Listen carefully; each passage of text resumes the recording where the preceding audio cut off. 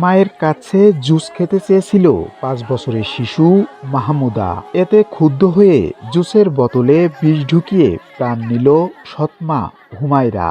মাহমুদা হলো ওর জুস খাতে চাইলো, তাই জুস মাহমুদার মা বলেছে, ওই হুমায়রা বলেছে যে দাঁড়াও আমি তোমার জুস দিচ্ছি, এই কথা বলে তারপর ওর ঘরের ভিতরে ডেকে নিয়ে গেছে। নিয়ে যাইয়া তাই ওই হলো জুসের সাথে হলো সেই ওষুধ মিক্স করে খাইয়েছে, খাইয়ে তাই ওর গালের মধ্যে দিয়েছে, দিয়ে কেছে বেটা এই বোতলটা তুমি ওই ফেলে, মানে বোতল ফেলার কথা ওর কয়নি, ওই ফেলে দিয়েছে সেই বোতল। ঘরের পুড়ে এসে দেখি যে হলো উপর হয়ে পড়ে ঝটাপাটা করছে, উপর হয়ে পড়ে।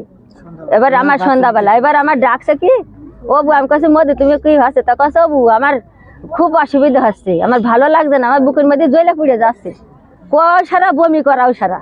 আমি কাছে মধ্যে তুমি কি খেলে, ও জান তুমি কি খেলে, ওর মধ্যে তুমি এটা কোনে পেলে, কষা আমার মা খাইয়ে দিয়েছে। এমনই এক লোমহর্ষক ঘটনা ঘটেছে ঝিনাইদহের কোটচাঁদপুর উপজেলার ভুমরাডাঙ্গা গ্রামে। স্বজন ও স্থানীয়রা জানান, ওই গ্রামের শাইন আলমের মেয়ে মাহমুদার জন্মের ২ ঘন্টা পর তার মা মারা যায়। এরপর ছোট্ট শিশুটিকে রেখে তার বাবা প্রবাসে যান। ১ বছর আগে ওই গ্রামেরই জিয়ারুল ইসলামের মেয়ে হুমায়রার সাথে বিয়ে হয় তার।